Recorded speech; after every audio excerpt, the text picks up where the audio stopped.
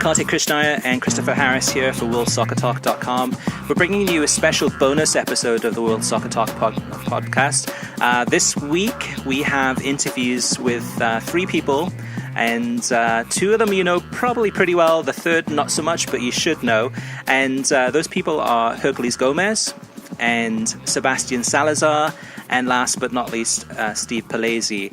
Steve Palese is the producer responsible for ESPN FC, so bringing you the nightly coverage of soccer news and discussion from around the world.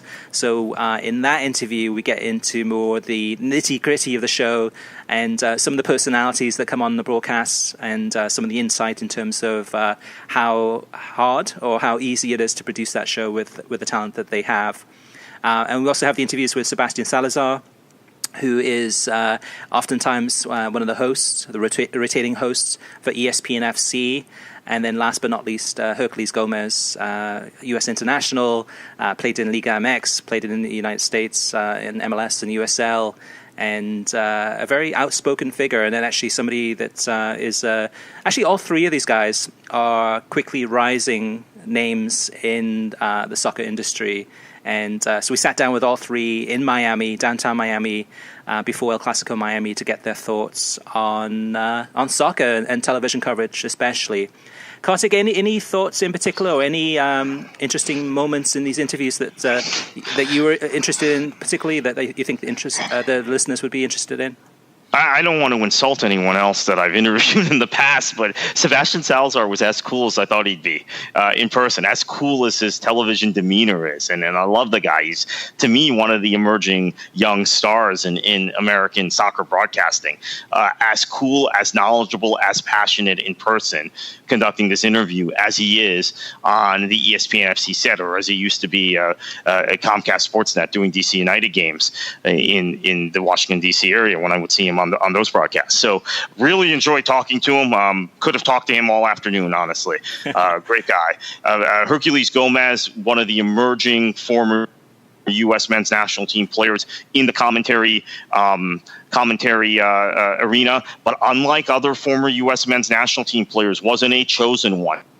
Didn't go through the glorious route to get to the national team. Had to work and claw his way through the lower divisions, both here in the United States and USL and in Mexico, to get to Major League Soccer. Became a star in Major League Soccer. Still couldn't get consistent call-ups to the national team. Got written off at one point by the national team, even after the Copa America in 2007. Still pushed his way up. Went to Mexico. Became the leading scorer in the league in adverse circumstances as an American.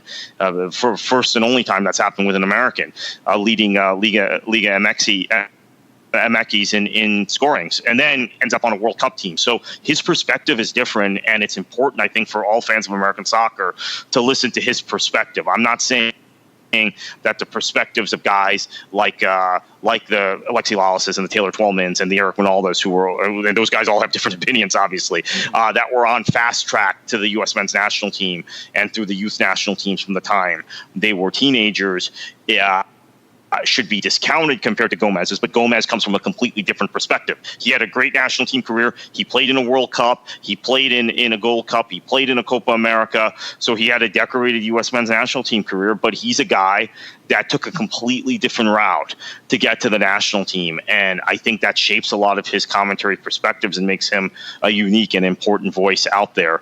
And then talking to Steve Palese was a thrill for me because I watch ESPN FC as religiously as anyone does, and was able to get a lot of my questions about the talent and guys like Stuart Robson and Paul Mariner, et cetera, answered, as well as the general tenor of the show and the future of the show. So this will be a great listen for all our listeners and people who are media junkies and people who are just soccer fans.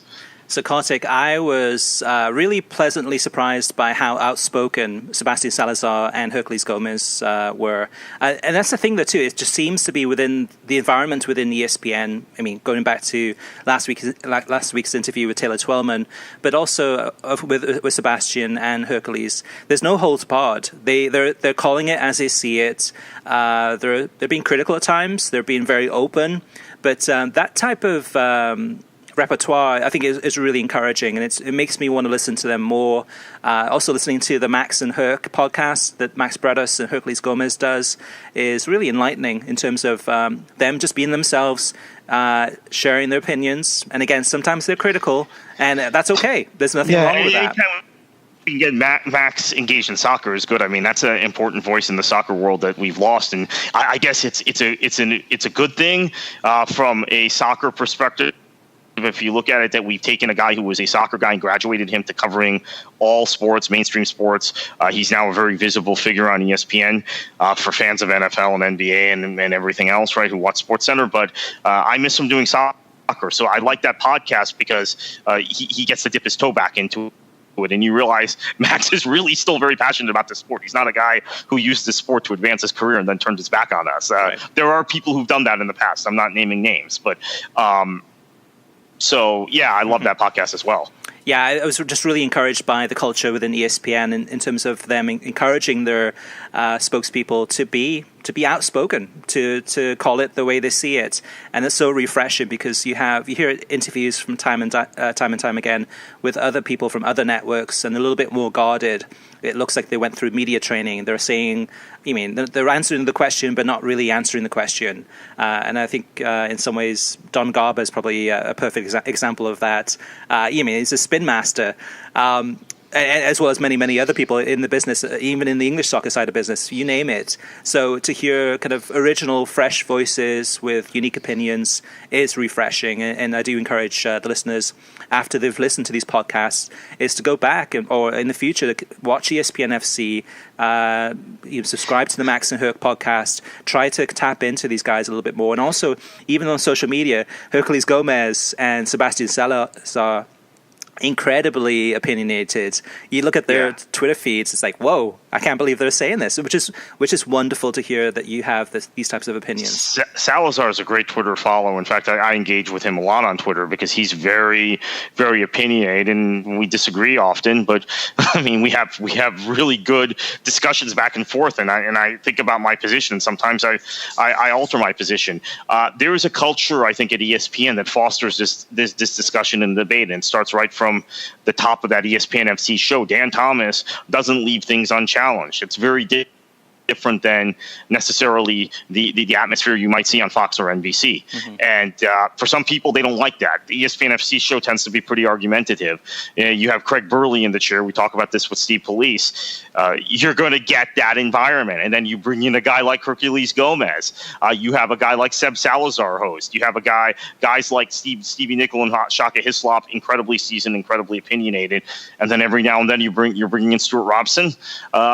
It's must-see TV for me, and that kind of carried over to the way they handled themselves in the interviews with us. Going back to the interview we did the other day, last week with Taylor Twellman, same thing.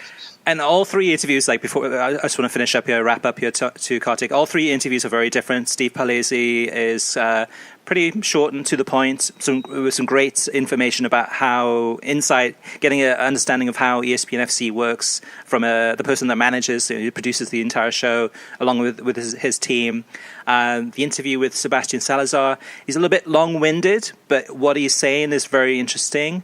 So just hang in there. And then with Herculez Gomez, he's more laid back and talks for longer period of time in terms of the interview length, but goes into some really interesting analysis and perspective and insight. One of which is asked the question in terms of how did he end up at ESPN? How did Fox lose Herculez Gomez? Because this is a young, up-and-coming person who speaks English and Spanish fluently, knows the Mexican League just as well as he knows the U.S. leagues and Canadian leagues, and it would be a perfect fit for, the World Cup. How did Fox lose this guy?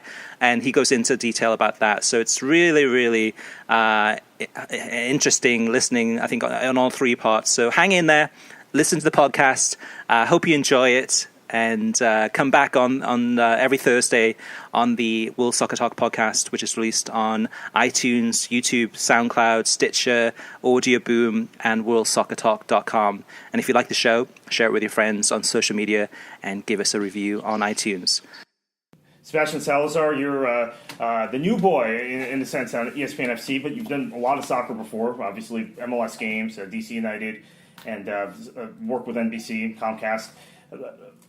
Talk about your broadcasting background, because you did hockey, you did some other sports with Comcast, but you're a soccer guy first and foremost. So how was it to make the transition from doing other sports and taking what you learned calling hockey, a lot of guys have done that, JP, Del Camera, and others, to your soccer style? You know, my broadcasting background was actually more in kind of the regional sports, local sports, generic sports markets. And so I kind of came up really more learning how to do sports on TV than specifically soccer.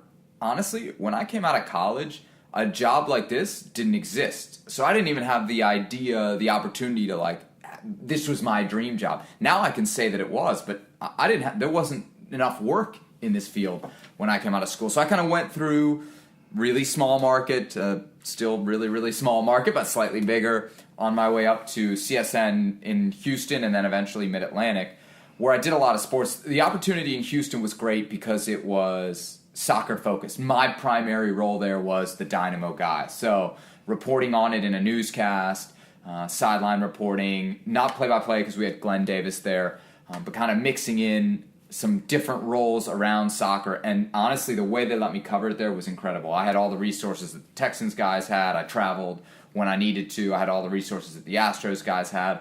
It was a really unique setup there. It didn't last. When I got back to CSN, they still had the DC United broadcast deal. And it was a natural fit. I'd interned there as a kid in college. I'd worked in digital media there. I'd always wanted to go back home. It's where I'm from. And so all things were great. And then DC United left. And that was really tough for me because I knew that I had been brought back and that was my primary role. And I kind of wondered what was next, if I was as useful around the shop. Well, they found roles for me. You know, I became the Caps, as you mentioned, pre and post host. I did the same for the Wizards in the season before I left. I did fantasy football. I did American football shows. I did a post-game show for the Redskins. And all that stuff was great, but it wasn't soccer. And having had the taste of soccer, both in Houston, for a year in D.C., specifically the experience at the Olympics, where I was doing it every single day at kind of a really high exposure level. When I got back that last fall to Mid-Atlantic and I looked at my schedule and there was no soccer anywhere realistically on the horizon, it hurt. And I was so happy there. I love the people. I met my fiance through CSN Mid-Atlantic, so I've grown up with a lot of those people. Like I said, they've known me since I was like a 19-year-old kid. But I started to think, you know, and I've had this conversation in my head before, like, when's the time to jump to all soccer? When is the moment? It's clearly it's what I'm better at than the other stuff. And internally it's what I enjoy more. You know, if I'm going to have to study a sport, I'd rather have to watch 4 soccer games than watch a hockey game. That's just my personal preference. So I think, you know, those other experiences, while they didn't necessarily prepare me in terms of the content, they prepared me in the sense that I became a much better conversation manager, right? I realized that you don't need to know everything about a sport to run a good show about it, to have a good conversation. And so really specifically the Caps role prepared me for that, because hockey was a sport that I didn't have a great background in. I mean, I grew up a Caps fan because I grew up in D.C., I could barely skate. So, like, you know, it was something where I had to learn everything that I could. Yeah. Then I had to lean on my analysts, and I had to get to know them and know what would set them off, what their hot buttons were, what fans were talking about. Really, the hockey experience to me opened my eyes to the power of what's happening in the fan conversation and how if you address that in an honest way, you'll be received well. The content has a better chance to catch folks' attention, go viral, whatever it is that, you know, the executives want. Yep. If you're really listening to what fans are saying, and even as a fan, I would say, of soccer myself, engaged in that conversation, I think you open a different, you know, way of talking about the sport that maybe in the past in television, it was just up to the producer and the talents. And sometimes we get in a little bit of a bubble. And we don't the obvious thing that everybody's talking about, we ignore because maybe the analyst just, well, that's just nothing. Or the host is like, well, I don't want to talk about that. That's not real stuff. But, at the end of the day, I'm not doing a show for me. I'm not doing it for the ex-player on the desk. You're doing it for the people watching. So the other sports experiences were really, I think, critical in that regard. So in terms of ESPN FC, which you host fairly often now, you and Dan Thomas alternate, you push those buttons. You seem to be more in tune with the conversations. Maybe it's because you're on Twitter, right? You see what we're talking about on Twitter, but you push those buttons, and with guys like Herc on set and Burley and Stevie Nickel, you have opinionated guys. And do you go into a show knowing if you push a certain button, Burley's going to react a certain way, or does it just kind of happen? There are characters on our show. I mean, Craig's one of them, Ale's one of them. Like, everybody kind of plays a role. And when I first got there, having watched the show, I didn't know how much of that you could count on, or how much of it was just how a guy's reacting in a moment. The more you're around these guys, you get their personalities. Look, we don't just walk into the set and do the show. We're in the same office together, and like Craig and Stevie and Paul Mariner when he's there, and Ale and Herc, like, we're not quiet guys. So when we get in around and we're talking about the things, I might pick up on, okay, that's where I need to go with that person, because that's the element of this conversation that they're the most into, the most passionate about. They're going to have the strongest opinion on. I really look at it as it is my job to put my guys, and that's not to say my guys like I'm their boss, but my teammates in the best spot to succeed. And the only way to do that is to know what their strength is, what the thing is that they really want to hit. I'm not going to ask Herc something that's not going to tee him up. I'm not going to ask Craig something that I don't think is going to bring the best out of Craig. So I really do spend a lot of time preparing, trying to know, okay, I think this guy might react this way, I think this guy might react that way. But the truth is, a lot of those plans go out the window because the show is so free-flowing. And somebody says something, and either I will be like, oh, well, you didn't say that yesterday, or a week ago you said something contradictory, or we have great producers, Louise and Pete, and they'll pop in my ear and they'll be like, hey, that's not what he said last week, get him! And, and sometimes I think people, my hosting style is very, I like to think like casual and like laid back, but I've become more aggressive on this show, and sometimes it's not necessarily me, it's the producer being like, get him, and there's that element to the show that is interesting, and that I think drives kind of the barroom feel of the show, right? You feel like you're listening to people shooting the bull in a bar about soccer in much the same way that you would, just maybe with a little bit more context and background on the sport. So covering two MLS teams as closely as you did, two with, from my personal experience being media, very different styles of engaging the media. And I personally would think Houston is near the top in MLS as far as engagement and listening to their fans. DC United is not. How does that shape your perspective? Because obviously there are two teams in the same league. You covered them very closely. You hosted shows on both those teams. But the difference in approach and the difference in fan engagement, does that do something to shape your perspective as you go into a national role now? I think MLS is such, and I know that they do operate very differently, Houston and DC, but MLS is in such a unique spot where, having covered other sports, right, I see how the media is engaged at other levels, and it's not the same. No. Other teams don't need the media. Let's be honest. Right. MLS is competing in like really difficult markets. Houston is a crowded sports market. DC is a crowded sports market. And DC is also not a great sports market because half the people in DC think that whatever they're doing in the political world is more important than sports. I'm gonna be a lot of them are my friends, right? That's the city I live in. Right. So there's almost this need and this expectation on the media side that I'm going to get more help from MLS. They're going to reach out to me more. They're going to reach across the divide. And every team does that differently. So I think really where I see it, the context that I put it in is not necessarily what happens within an MLS, how teams operate differently, because, again, let's be honest, different teams have different budgets. Yeah. And I know some of the internal stuff at DC. I know some of the internal stuff at Houston, and I would say that those two teams operate with different financial realities. Yeah. Okay?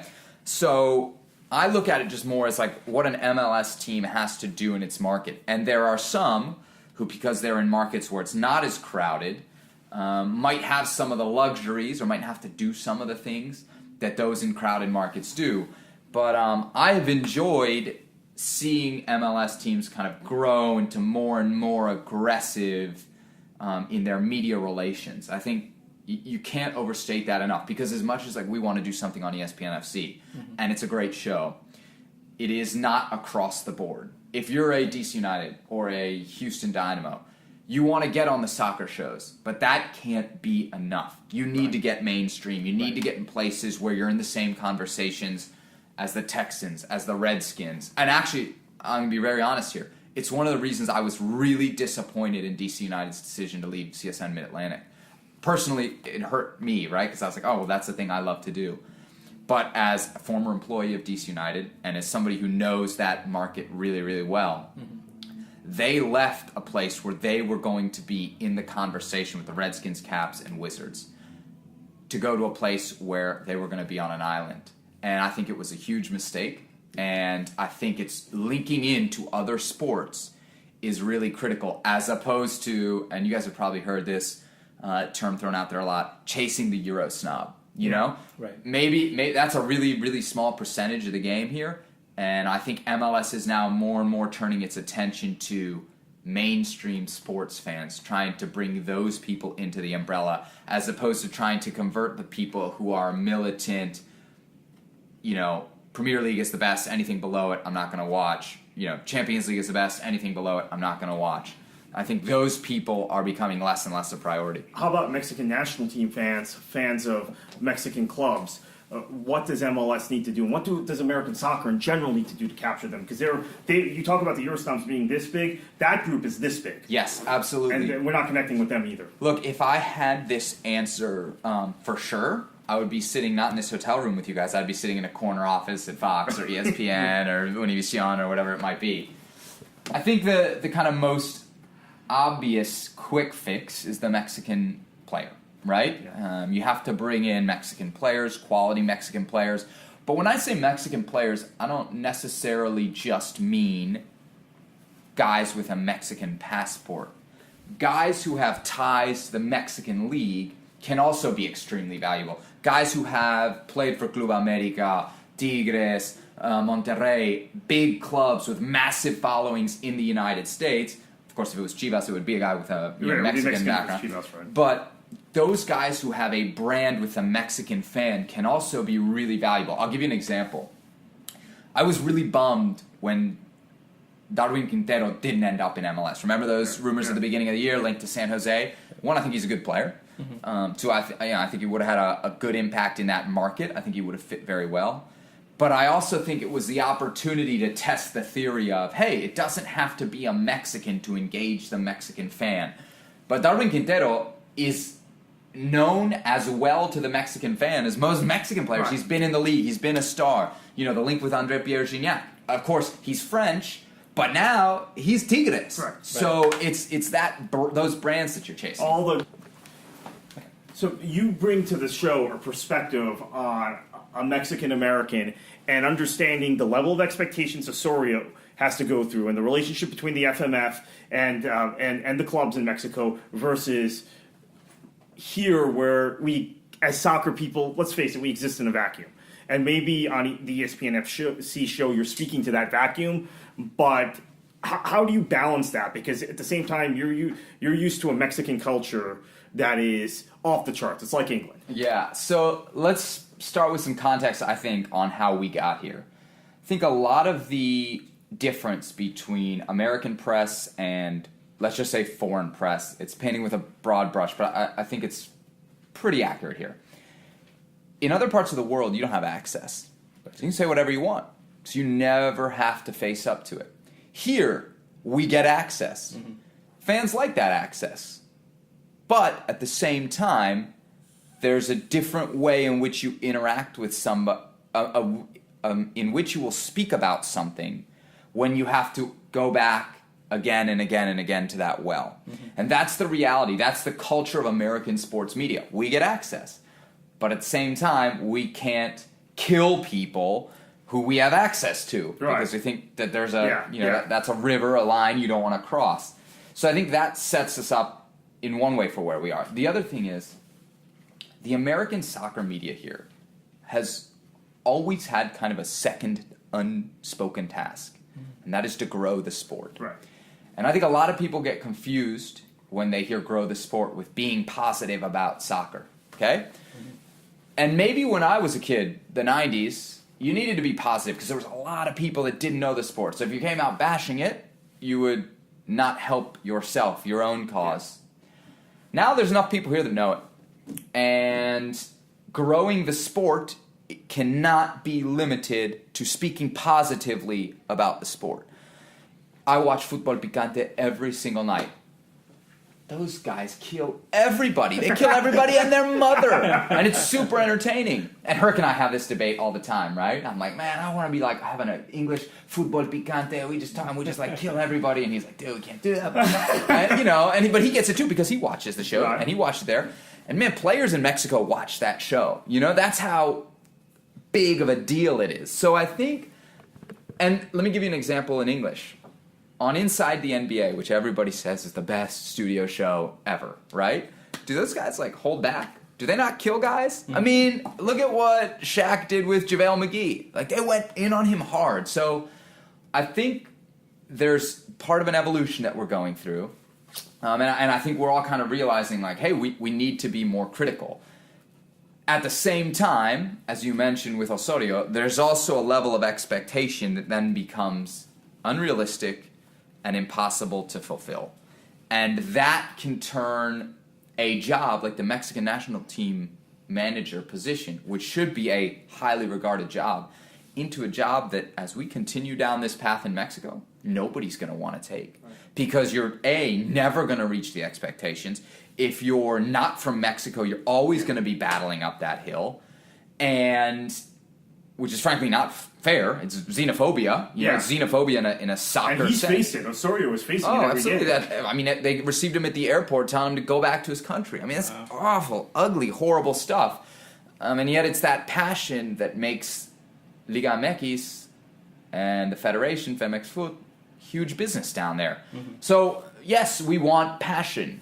I hope we never get to the point where we're telling a foreign-born coach to go back to his country in an airport, but we need to get to a place where people are riled up about things, really intense. Last question from me. How do you balance that? I equated, and I've said this often on Twitter, you've probably seen this, that a lot of American soccer journalists equate U.S. soccer with a cause. And I will admit, 10 years ago, I was the same way. I was very defensive about MLS. I was very defensive about the national team. I think we've gotten past that point. How do you balance that on the show? Because you have Craig Burley, who's very opinionated. You have guys like Ali and Shaka who are opinionated as well, to where you don't seem like you're bashing, but you're giving that critical analysis. So I think you don't flip a switch, right? I came here and, especially when I started working with Herc and I had somebody who I could kind of relate to in that way, I was like, dude, we got to be like Football Picante. We got to stop talking about 3-4-3 and we got to start talking about was it good enough? And there's steps you take to get there, right? You can't go from 0 to 60. One, because your audience probably isn't ready for it. It would be a drastic shock. Two, we are still in the United States. We still do have access. We still do deal with relationships, right? And so if suddenly I show up on ESPN FC with a flamethrower, it's going to ruffle some feathers, and you have to kind of pick your battles. You have to pick your moments when you think kind of a more intense, critical conversation is worth it. And I think the more of those we have, the better they come off. For instance, the Osorio conversation, we got really good feedback on that. The Martinique, the conversation about the United States after the Martinique game, we got really good feedback. And you were the only one having that discussion. I was at the game, and it was a very different feel than your show the next day. And I personally thank you for that show. Yeah, and I think that's where we go. We continue to push the buttons. to push the envelope, and when we do that, we're going to cross some lines and upset some people, and hopefully we don't upset the wrong people at the wrong times, but that's part of being in the media. You talk, and sometimes people get upset, and hopefully the players and management and other media and fans have a thick skin, because I think that's where we need to get to. So one of the things, Herculez, I've noticed is that you're in a great way, very outspoken. You don't pull any punches. You say it as you see it. Where does that come from? Because that's in today's broadcast world, that's actually kind of rare to find somebody with some really honest opinions that's not afraid to share them. Yeah, I didn't go to college. Probably that comes from that. I'm not very smart. No, I don't know. It's I've been around for. I'm fairly young in this broadcast world, but I had a 17-year career, and I got to see a lot. And sometimes you hear people just say things to say things, and I think a lot of people in this country are very misinformed about the game, or it's such a niche sport still that, your reality might not be their reality. So sharing my thoughts, I think people appreciate that. And, I've enjoyed it. I like interacting with people on social media, and I like hearing different opinions. And listen, my words are not absolute truths; they're just my perception of things. Sure. And sometimes people take to them, and sometimes they don't agree to it, and it's all good. Now with ICC, I mean, it's some of the best teams from around the world. What impact would having, say, a Liga MX club in the future maybe participating in this tournament? I know the timing is difficult, but yeah. What type of impact could that have on the league in the United States among maybe, say, English-speaking fans or soccer fans? Yeah, well, I don't know if I dare say it's probably the most popular league in the United States. Yeah. Oh, for sure. Based on numbers, I think it's pretty evident. Yeah. And it's funny you say timing would be an issue, because Liga MX has shown that they don't care about timing. Mm-hmm. They will, if it makes money for them, they will put it on. They will host the event. I remember when I was at Santos in Santos Laguna, I believe it was 2013. We played a game Friday night against Puebla. Right after our game, we took a charter to Las Vegas, and we played Sunday night versus Real Madrid, at Sam Boyd Stadium in Las Vegas, and drew great numbers, great reception. We actually played very well that game. We lost 2-1, but we were controlling the whole game, and had our chances. Actually missed a few chances. Could have been a different outcome, but it was a great measuring stick for us. It was a great event for the fans. Liga MX to showcase themselves. I think they've gotten stronger in recent years with the influx of foreign talent that's come through. It's a very exciting league. It's a league that keeps on growing, not only in Mexico but in this country. So for Liga MX to come here, it's just another market for them to try to exploit. Yeah, it'd be great. I think in the future it'd be great to have, say, Chivas or whichever team involved in ICC to make it even. Well, it would make sense. It's one of the most popular teams that's followed in the United States. And when we talk about Real Madrid and Barca's reach, Chivas, their reach here within the United States, maybe not globally, but definitely here within the United States, it's very big. One more question. I was thinking about, in terms of Copa America, Copa Centenario, your analysis on the Fox studio was incredible. It was kind of breathtaking. I was really pleasantly surprised. I was like, wow, this guy... Well, that makes two of us. but as far as communication skills, about kind of analysis, and what happened, though? Like, did it become that ESPN came to you and said, okay, we need you, or why didn't it work out at Fox? Well, I knew I was going to retire. I'd come from Mexico, Liga MX, and I was making a certain amount. And to go to the United States and be like, okay, I know that I'm going to make less, not in the United States, but in MLS, because I ended up playing in Toronto. I know that I'm going to take less money, and it ended up being, or if I could play for another 2-3 years, because physically I felt fine, but I would be letting opportunities go by, and it was a calculated risk, and maybe these opportunities wouldn't be there. And when I joined Fox for the Copa America broadcast, I had a great time. I learned so much in that 8-10 day span I was there, from Alexi, Rob Stone, Fernando Fiore. Honestly, it opened my eyes to the possibilities after soccer, and I always enjoyed the game, but I was very wary of what came next. I wanted to be ready for whatever came next. I probably played on over 14 teams, professional teams, on different levels, and I've had so many different ex-colleagues, when they retire, the first thing they tell me is like, have something ready, because it comes at you fast, and when it comes at you, if you're not ready, it could be very bad. And I was always thinking about what came next, and be quite honest, I always had this idea of going into like a sports management or sports administrative role, you know, whether it's GM or sporting director or something like that. And this kind of just happened. I did an MLS live thing one time, you know, when in New York. My wife and I flew out, enjoyed New York for the weekend, and did the playoffs for MLS. It was a YouTube, you know, one of those digital segments. It was live, and kind of had fun with it. And out of that, I think Stu Holden actually was a reason I ended up working with Fox. He gave me a shout, and he's like, "Hey, do you mind if I give my producer your number? We spoke about you, and you know, he wants to talk to you." And called me when I was in Mexico with my wife on vacation. And he's like, "When are you going to be in LA?" Told him. I had a meeting with David Neal, and within 15 minutes of talking to David Neal, he looks over at me and he says, "I like you. Can you work this summer?" And I said, "No." I tied up a little bit. Yeah, I play soccer for a living. And he's like, "Well, you guys have a break. Would you want to come out to Los Angeles and work it?" And I was just like, "Sure. You know, that sounds good." And when I got there, it just kind of happened. I didn't know that I'd be working studio. I was supposed to call games, and one day David Neal came up to me. I think it was day number 2, and he's like, "So you're just gonna do studio now, taking you off your games?" And I'm kind of like, "Oh man, was I that bad my first game?" And he's kind of looking at me.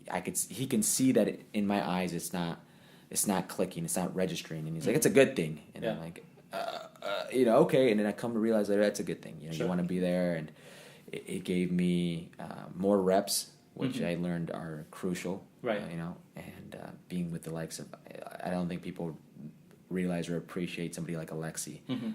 I learned a lot from him in those 10 days, or those 8 days. He's a showman, and what he does is, it's really art, you know, and he gets people to engage whether they agree with him or not. He gets you to engage, and that's talent.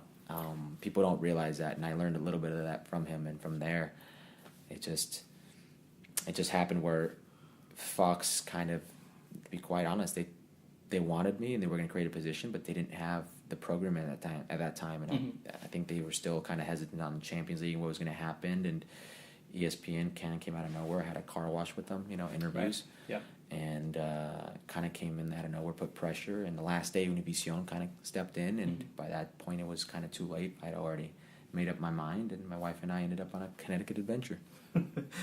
How was that last summer?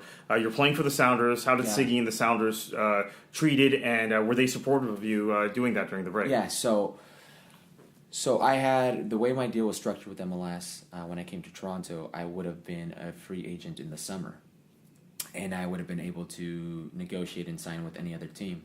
And my wife and I really took to Seattle. We really enjoyed it, and I kind of already had planned to retire, so I didn't want to move again and pick up and move.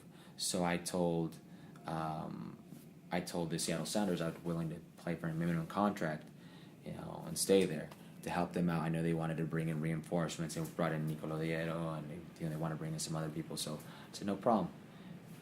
I will play for a minimum contract. I ask that you allow me to do these things if they present themselves, and they were very accommodating. When I had to go do the interview at the car wash for ESPN, you know, they let me miss a day of practice. When I had to be in Columbus with Fox for the Mexico-USA game, they allowed me to miss a day of training, you know, all these other things to accommodate.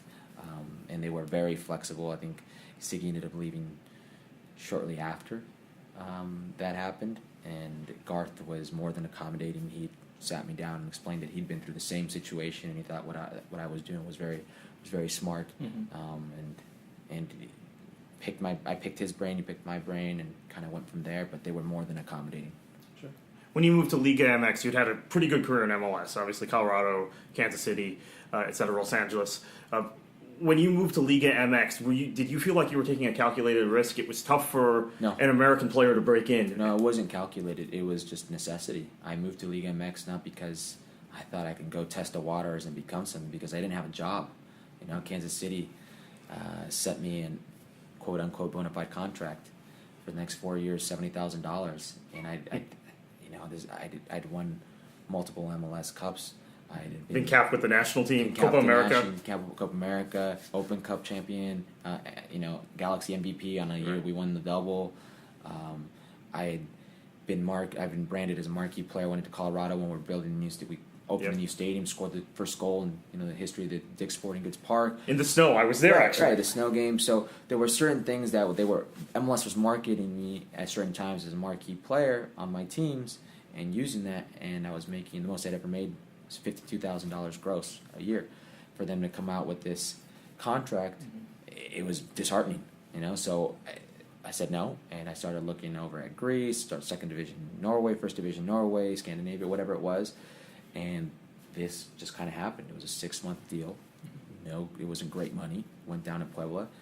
First thing Chalice told me was, "Hey, I didn't bring you down here to play. Brought you down here to work hard in training sessions so the starters don't feel like it's easy, and every once in a while I'll throw you a bone." And ended up playing. Ended up, winning a goal scoring title, and things just kind of blossomed and flourished from there.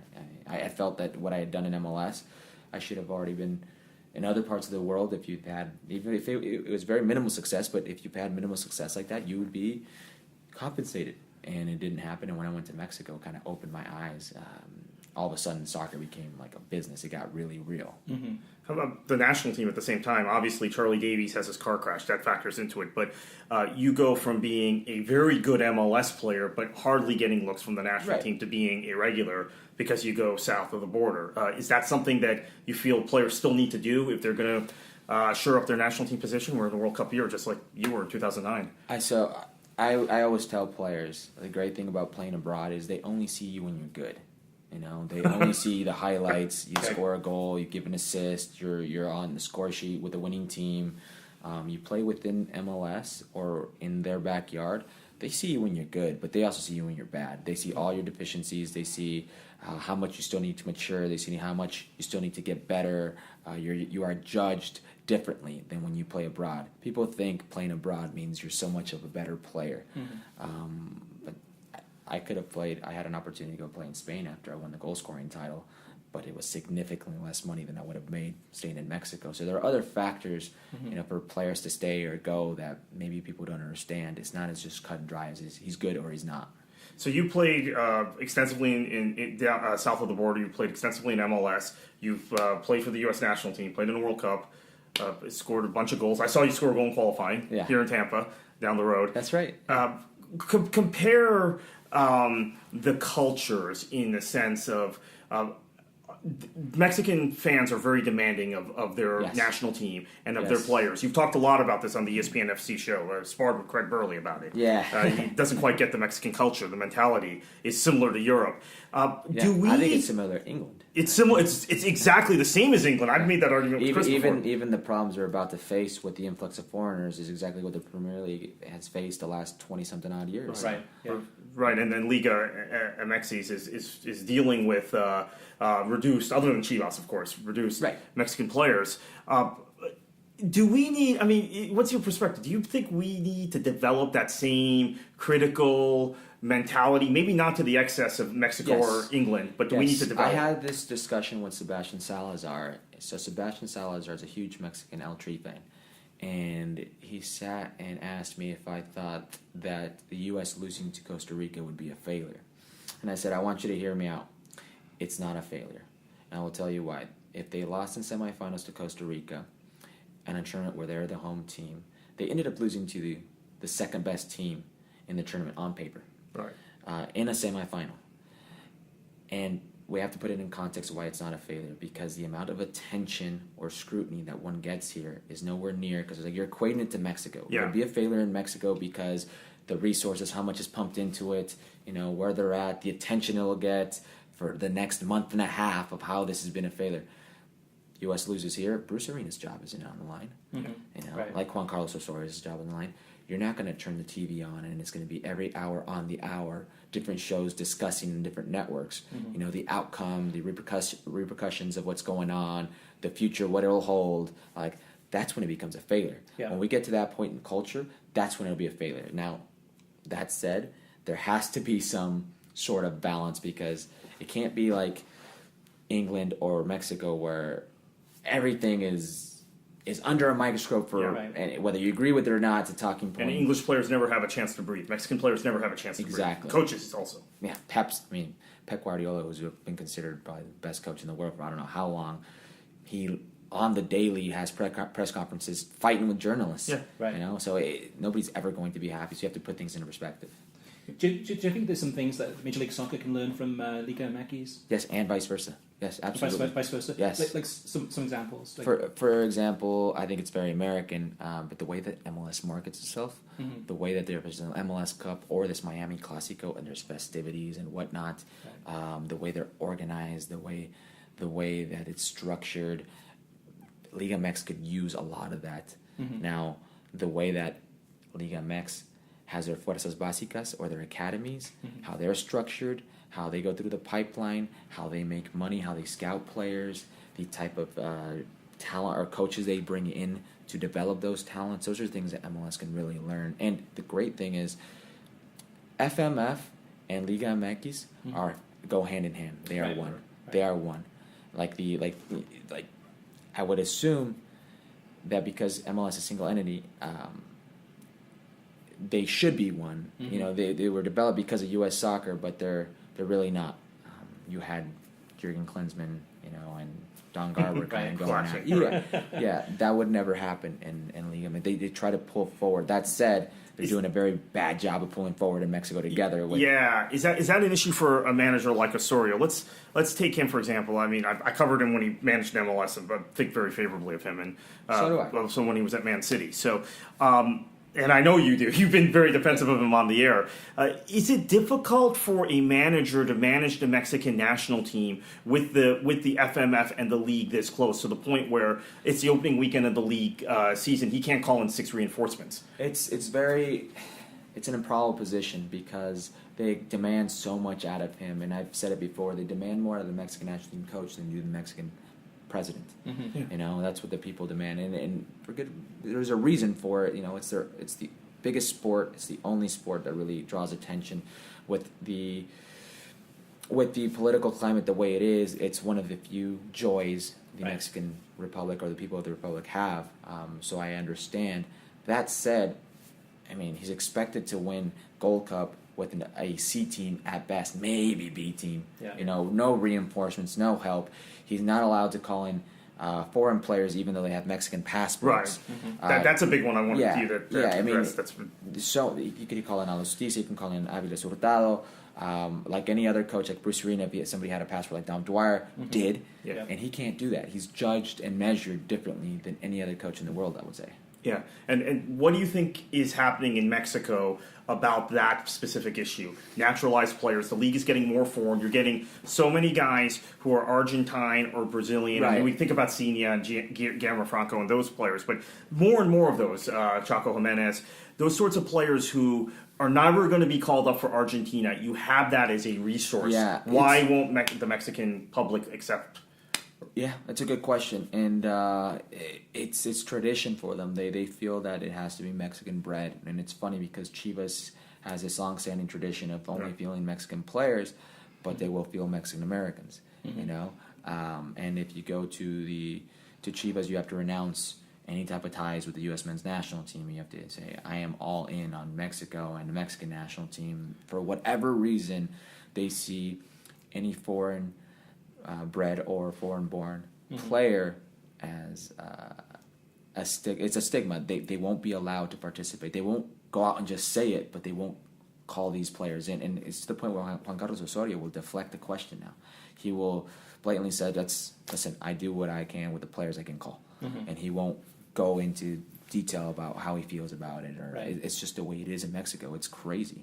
Yeah. About your transition to broadcasting, studio work versus being a co-commentator. You've been a lot in the ESPN FC studio, sparring with Craig Burley, whatever, and then you have to transition the same day to doing Eurogame with Seb Salazar. Walk us through how you do that. How do you prepare for both on the same day? So I will tell you what that Monday was like. For example, I would say I do 80% more Deportes than I do actually English. Oh, so you would see me a lot more on ESPN Deportes. Sports Center, Fútbol Picante, you know, all the other, during Gold Cup, I would do Toque Inicial, Raza Deportiva with Rafa Ramos, Sports Center, Capitanes, Radio Fórmula, Sports Center again, Fútbol Picante, go to all these other things. And then, for example, I would have to go I've only done 2 games that I've called for ESPN, and they were the Euro final, the semi and Euro final with Sebastian Salazar, and we did it in English, which was great. I've actually called a handful of games in Spanish for MLS and ESPN, and those have been really fun with Giovanni and Richard. But switching it from English to Spanish has been the most difficult thing for me, not because of the language, but because of the styles. It's much more, I'm on debate shows in Spanish, and it's much more jump in and get it going that way and back and forth, and instead of having 6-7 minutes to talk on a segment, which is long, you would have a whole hour. Wow. And you can do as much as you want. They're not going to cut you off. And they kind of want those verbal exchanges. They're not hot takes, they're more analysis, and I enjoy that. And then when I go on the FC side, it has to be structured, it has to be prepared. You have to know that the ability to interchange isn't always going to be there. Like, Craig and I had a good interchange. Craig, Sebastian, and I, and whoever, I don't recall whoever else was there. We were talking about CONCACAF, and each one could give their points, and that would be it. And I think everybody is big enough to accept that your words aren't going to be law. So not everybody's going to agree with it. So it's been fun, but the ability to switch on and off in styles and languages can definitely be draining. And especially, I've never done this, so half the time I walk around looking like I don't know what I'm doing because I don't know what I'm doing. I'm learning just like everybody else. So when I have to do research on a game, I get very mentally drained because I try to do as much as I can on it. But it seems like you're a natural at it from what I've seen and what I've heard as far as... I'm a natural arguer. Well, that's half the battle. Exactly. It's a great skill to have. What about the next year? So, of course, ESPN doesn't have rights to the World Cup next year. ESPN FC, I'm imagining that you would still continue to be on the broadcast there. Any thoughts? Have they given you an idea in terms of the next 12 months? No. What you might be involved in? I've heard from a few bosses that they want to sit down with me and kind of give me a structured schedule, because right now it gets very, very tiring. My Mondays and Fridays are pretty crazy, and it's going to have to be a little bit more structured and going forward, to see what we're going to do. And I've been fortunate because these are all reps, and this is what I need. Like I said, I don't know what I'm doing half the time, so to be familiar and be in these different environments and to be like, oh yeah, I've done this before. Okay, it's just like last time. That's going to help. And going forward, I've got 3 bosses is the problem. I've got 3 supervisors in 3 different departments who I deal with. So international, FC, and deportes. So going forward, I guess like all 4 of us will have to sit down and kind of see what makes sense. We don't have a ton of programming from what I've heard. That's pretty much going to change soon. So if that's the case, it's going to be a lot more work, but probably more work that I could really sink my teeth into. How important is getting those reps? Every time you're on ESPN FC here on the English side, it's something new. Craig Burley's always interesting, and he's always ready to spar. How important is it that you get those shows and you kind of process that information as you develop your style, your own personal style? It's vital because it's like when I was a soccer player. You feel more comfortable when you've been in those situations before. So you play in enough big games. You get to play another big game, it doesn't faze you as much because you feel like you're in that setting again. It just makes sense. But when you've never been there, you can get nervous and can be rattling. When I first started, I would get nervous doing digital. And it's just something where if you mess up, it's okay, we'll just record it again. And it's very nerve-wracking. It's one thing doing an interview like I'm doing with you guys right now, talking about myself, because it's situations that I've known. I'm just telling you situations I've been in. But then when I have to dissect a play or analyze a certain situation of why they're doing it, how this happened, things like that, and it's not just my opinion. I'm in a panel, and all of a sudden somebody uses what I was going to say, and I was like, oh, jeez, where do I go now? And you have to kind of find different ways to say something that's relevant that people won't think you're an idiot for, because the majority of the time, this TV thing, whatever you say is going to be dissected, and you're either like, all right, well, he's not so much of an idiot, or you're an idiot. There's really no in between. How difficult is it covering former players that you played with or played against? Yeah, thankfully, I never enjoyed when people were critical of players. I would rather analyze the situations, and I'd like to say that I haven't said anything to date that a certain player can come up to me and be like, hey, what's going on with this? Well, if I said something and you think it's wrong, tell me what it was, and we'll go from there. But I've never put myself in a situation where I had to bash somebody, and I think that's what I'd like to keep doing going forward, is put myself in situations where I analyze the play or the game and not so much the person, so it's not personal. Last question from me. Stylistically, as a former men's national team player who played under two managers who were very different, where do you think we are as a program? Because it seems like even though we take these baby steps, stylistically we haven't really evolved. Yeah, as a program in soccer, what's great is you look at the national team now with the amount of young players coming through the system, and it's refreshing. Where these players are playing, the opportunities and looks they're getting, and there's so many in the pipeline that haven't reached surface level yet, because a lot of people only see that surface level, so I'm excited. That said, development in this country is it's still lacking, and it's for the resources we have. I mean, U.S. Soccer had $130 million surplus, I think, for the Copa America year alone. We should be funneling a lot of that money into coaching and developing those coaches. We talk about developing players. Well, if the people who are trying to develop these players aren't up to task, then what are we doing? So we have to develop those. We have to identify talent. I still think it's a big country, so players are going to fall into the crack. But with all the different styles of soccer or football we love to watch on TV, it's very difficult to get a certain generation played a certain way at a younger age. So we need to develop different ways or different players and identify them, because there's still a lot of Latin American kids, Mexican American kids specifically, that are jumping ship and going to Mexico to try to apply their trade in Liga MX. Actually, I have one more question. I'm going to follow up on that. You came up in a generation of young Mexican American kids in this country, Hispanic American kids, that a lot of them fell through the cracks. You didn't, and you were able to play in MLS. You were able to win an MLS Cup. I would still say I fell through the cracks because I wasn't recruited to go to school. I couldn't afford to play ODP. They charged for ODP like one-day camps, $100. I didn't have the money to do that. If it wasn't for the club I played for and the people involved and scholarship pretty much that they would give me to play there, I wouldn't have had those opportunities.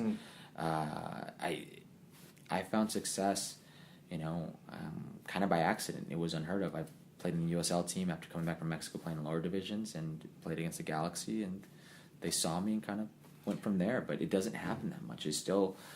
We're still think here in this country, a lot of times the coaching that we have, they equate physical talents over technical ability sometimes, and that could be detrimental when you get older, as the technical or as the physical talents end up kind of evening out. Yeah. Are we doing a better job of that than we did when you came up? Absolutely, because now you have academies. You have these MLS academies, and now the thing is, you also have more competition. Now there's Alianza, which is a tournament that's hosted all over the Western United States. And USL works with them. Yeah, and these kids are literally, it's a showcase for Liga MX clubs. Yeah. And it shouldn't just be a showcase for Liga MX clubs. This is our own backyard. MLS should be there evaluating these players as well. And when I was in Tijuana, I met a lot of these kids come and visit, and they do like a 2-day visit in Tijuana, and I talked to them, and they have 14 other offers from different Liga MX clubs. And how are they good enough for 14 different Liga MX clubs but not one MLS club? So there needs to be better ways of identifying and keeping this talent here. Okay, so we're here with Steve Palese, and we want to ask some questions about ESPN FC, catching up on that show. So, Kartik, over to you. Yeah, Steve, you keep getting the top English language talent to join you on this show, whether it's a Rafa Honigstein or a Sid Lowe, a Gab Marcotti you have regularly, have him almost every day. Talk about the process of getting the best written journalists, best print journalists in Europe on your set regularly. Yeah, the real answer is it's kind of been going on for a long time. So we used to do a show called Press Pass where a lot of the guests came from England. We had, I was introduced to a lot of these guys through either Derek Ray or, then you meet Stuart Robson and Gab Marcotti, and you say to them, hey, what guys do you respect? Who do you think are the best guys out there? I would watch guys on UK television and see who I thought was good and who wasn't. And I look for guys who kind of have a little bit of a different perspective.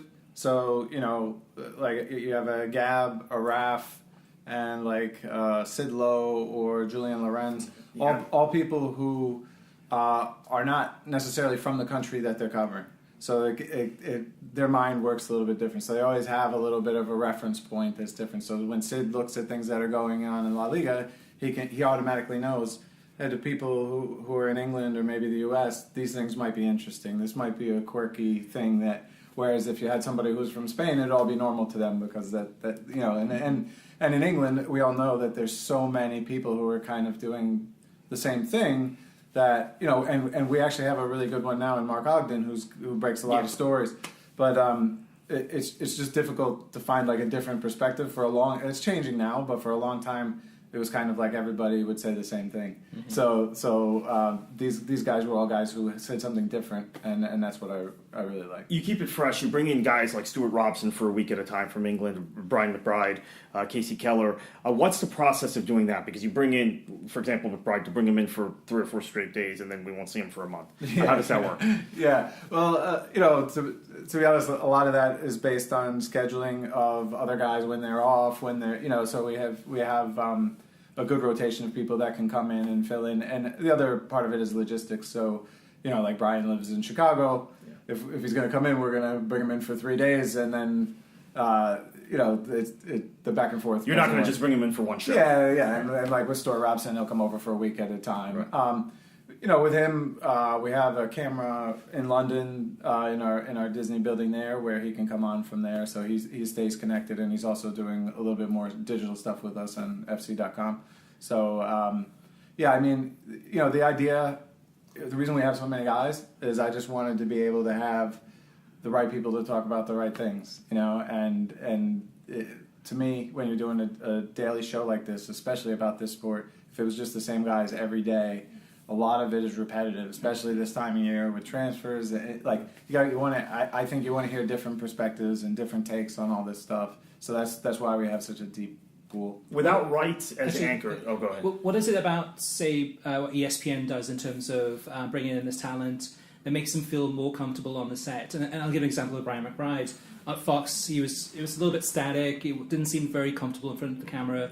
But ESPN, this is more relaxed. This is more opinionated. He's giving his analysis. Is there something behind the scenes that you guys are doing as far as any training, or is it a different approach? Yeah, I think it's different for different people. My own philosophies, I try and work with each of them differently based on where they're at. I think Brian responds well to the conversational aspect. So this show's a little bit different. A lot of other shows haven't had the luxury of having a daily show where it's more conversation based. So I think that fits him well and fits a lot of people well. So you can kind of just slot in, and I always say to the guys, just pretend you're talking like you would before the show, right. and then we can update it from there. It's really not when guys start worrying about looking in this camera and doing this, that comes with time. Mm-hmm. But you don't want that to be what you're thinking about when someone's asking you about Arsenal. You want to just be able to give your opinion. So that we try and keep it as loose and relaxed as possible. And I give a lot of credit for anyone's performance to the guys we have hosting the show, whether it's Dan or Sebastian. They're very good at kind of pushing the buttons and really getting stuff out of the guys, which is a difficult skill to have. Mm-hmm. If you just ask people a flat question and they give you just they might give you a long boring answer, and then if you're not, Dan has he's cheeky, so he can jump in and he can get away with saying things to people that other people can't, and it's a skill, Right. He's really good at it, and I think it brings the best out of a lot of guys on the show. You don't have a league anymore to anchor your ESPN FC program, obviously MLS, but beyond that, you don't have any major European leagues. You have the Euros, you have this ICC, which has been great, and it's been great for the show the last 2 weeks, but how is it that you've been able to keep it fresh and keep so much of your talent on the show? Shaka, Craig, Steve Nickel, all these guys who I'm sure could go somewhere else at your network and happy on the set. Well, you'd have to ask them why they're happy, but no, I like to think it's a pretty stable thing. In addition to in addition to the show, we have the ESPNFC.com video stuff. So these guys are coming. You know, there's always a ton for us to do. In addition to being on in the United States, the show's on in the UK. It's on in India. It's on in Africa. It's on in the Pac Rim. It's on in the Caribbean. So they're able to speak to a worldwide audience while also doing a show for the United States, and that show that goes out in those other regions is quite different. You know, we'll take out the U.S. content and substitute stuff that's more relevant to different regions. So it's kind of the only operation like that I think is going on in the world, except for something like Premier League Productions. Mm-hmm. So it's a stable thing in that regard, and the big thing I think for everyone is I think everybody has a good time doing the show. I mean, I think they get along well with each other. And it's a relaxed atmosphere, and it's a really good group of guys. Speak to that real quickly. I know we're running low on time. Playing traffic cop. You've got one segment which is MLS. You bring Herculez Gomez on. Ali stays for that segment, obviously. Then you have the next segment. It's England, and you've got Steve Nicol, and you've got Burley, and you've got maybe Brian McBride comes on the set. How do you manage all of that? Because you're bringing guys on and off, and you bring Gab on by satellite for that segment. I think it's a half an hour show, but it seems a massive undertaking because you have comings and goings, and you have specific segments geared to specific audiences. And as we were talking with Sebastian earlier, audiences that don't necessarily interact with each other. Maybe they need to interact with each other more, but they don't. Right. How do you balance that on the show? Yeah, I mean, my goal has always been that, like, I try and look at it like as a fan would, and I say, who would I want to hear talk about this? And if it's Gab, then we're going to have Gab on the segment. And if it's and all the guys understand that. You know, we're very open with them and say, okay, we're going to have Sid on a little longer here because he has this information and he can provide this. And all the guys are like I said, it's a great group of guys. And I think part of it is that we do. You know, if you sit in for the show taping, we're doing all these different versions for all these different. So it's not like anybody can even keep track of. Oh, I wasn't in that segment. I was in this segment. But maybe if they watch it back, they might say that. Yeah. But overall, everyone's involved in so much stuff during the day. Whether they're doing digital hits or going on SportsCenter, that by the end of the day, they've done plenty. One last question: what is the future of the show? The show is doing incredibly well among core soccer fans. People I talk to, they watch the show every day like I do. We're always making comments with one another about what Craig Burley said the previous night. I think that drives a lot of the conversation. But do you feel like you have an upward growth trajectory, or are you kind of there now? Yeah, I think it kind of mirrors the growth of the sport. You know, I think all of it. You know, as much as we've seen things take off, overall, it's a slow grow. And the thing that I've really noticed with the show since we've been on here in the U.S. every day is, you know, when we go places now, people are noticing the guys and taking pictures and coming up to them, and you know, it's great. Like, we definitely have this kind of core audience. Now, whether you can get outside of that core audience, I think what's more likely is that the core audience grows, right? So that more people become soccer fans and they get into it. I don't think there's much of a crossover. You know, like no one's going to turn on a show and hear us talking about soccer and say, oh, you know what, I really like soccer now. You know, it's going to be soccer fans. Yeah, right. And as we'll grow as the sport grows in this country. And it's, you know, I mean, we're about to do this classic, you know, we went over to this Casa Classico next door and there's, you know, 1,000 people in there. And it's an afternoon, so it's really quite amazing. And you guys, it happened 5 years ago. Yeah, no, exactly. So. Well, Steve, thank you so much. Thank you, Steve. No problem. Thank you for everything. Yeah, no problem. Thank you. All right, Kartik, what should they do? Enjoy your football.